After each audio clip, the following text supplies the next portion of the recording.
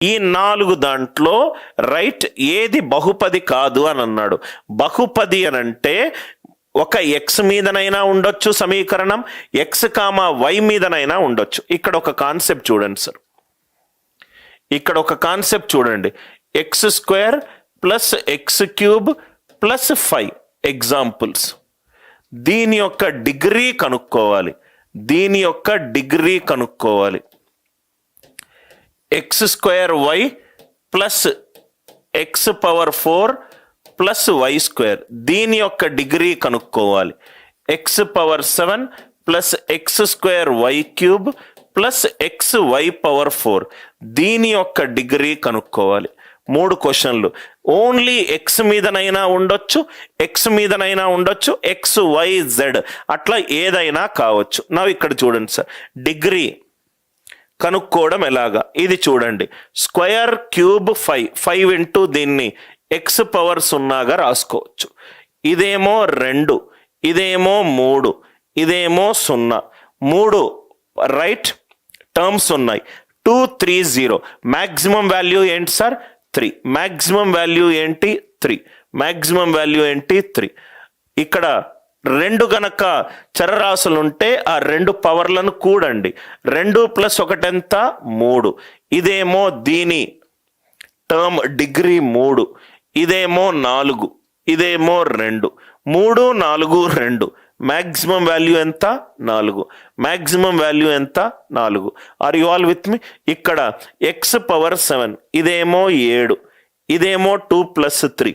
సపోజ్గా చరరాశులు డిఫరెంట్గా ఉంటే దాని పవర్లన్నీ కూడండి, దాని పవర్లన్నీ కూడండి. ఇది 5, ఇది 1 + 4, ఇది 5, ఇది 7, ఇది 5, ఇది 5. ఈ సమీకరణం యొక్క డిగ్రీ ఎంత? 7. ఒకటే ఒక ఎక్స్ వాల్యూ ఉన్నప్పుడు డిగ్రీ కనుక్కోవడం ఎట్లా? ఎక్స్ వై 2 ఉన్నప్పుడు రైట్ డిగ్రీ కనుక్కోవడం ఎట్లా? ఎక్స్ వై జెడ్ అట్లా ఏదైనా ఉన్నప్పుడు మనము సమీకరణం కనుక్కోవడం ఎట్లా? అర్థమైంది కదా సార్? రైట్, ఇది 1 2 3, 1 2 3. ఇది ఫస్ట్ పాయింట్, ఇది ఫస్ట్ పాయింట్. నా ఇక్కడ చూడండి సార్, ఇది ఎఫ్ ఆఫ్ ఎక్స్, చాలా ఇంపార్టెంట్ పాయింట్. ఒక బహుపది తీసుకున్నాను 3 + x, బహుపది తీసుకున్నాను 3 + x.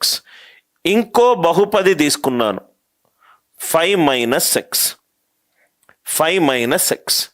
ఈ రెండిటిని కూడుతున్నాను. F of X plus G of X, ఈ రెండిటిని కూడుతున్నాను. కూడితే ఏమవుతుందో చూద్దాం. 3 + x plus 5 - x, -x + x cancel అయింది. 3 + 5 ఏమో 8.